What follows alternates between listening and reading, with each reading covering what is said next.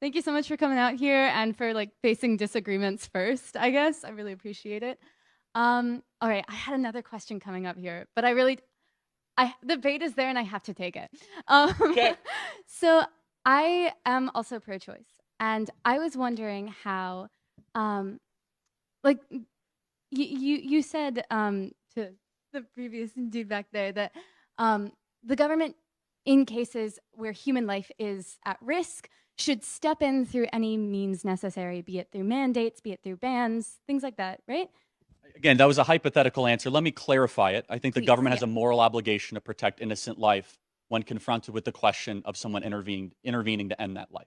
All right. So if a police officer is standing idly by and he sees someone on the side of the street and someone is going by to about to kill them, the police officer, being an agent of the government, has a moral right to intervene. I'm sorry, I do have to take like a little bit of a caveat here. So the behavior of the police officers in the Uvalde shooting was disgusting. Oh, I totally agree. Do you believe? Okay, Yeah, sweet. but guess what? I'm consistent. The cowardice that happened at Uvalde is the cowardice we allow to happen when there's 1 million abortions in our country every single year, All right, okay. which is standing idly by when children unspeakably get massacred. I don't know. I think there's a bit of a difference. And the analogy that I usually use, or the question that I usually ask pro-life people is, do you believe that the government should mandate organ donation, even in cases of like things like donating your kidney? Or right now we have a policy where even after death, if you have like religious things where you have to. Oh. Sorry, that's not me.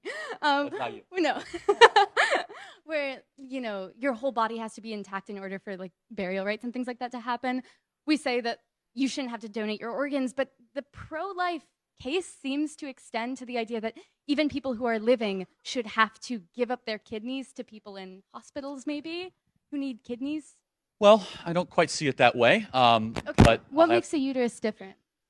well, first of all, Sorry. again, in 99.67% of the cases, the woman made a choice that could And potentially. what about those 0.4%? What do you think should happen then? Oh, I think the baby should be delivered, of course, because I'll give you an example. Let me just prove it to you. If I had 2 ultrasounds, and one of them was a baby conceived in rape, and one was a baby conceived in consensual sex, Well, of course. which one is it? They look the same. I do. But you can't tell that. because they're both human beings.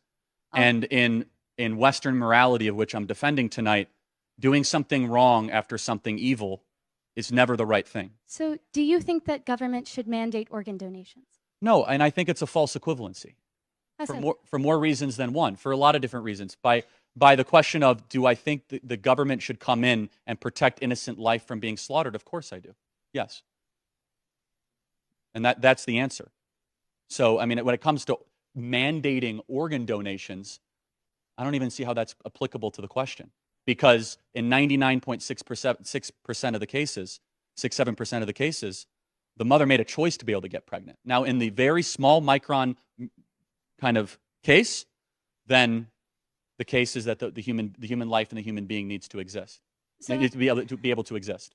all right, I'm going to argue that different forms of birth control have like different forms of like effectiveness, and someone could be like potentially on birth control using those control methods, and it fails. Is that just a risk that like someone? Yeah. So I'm going to say something.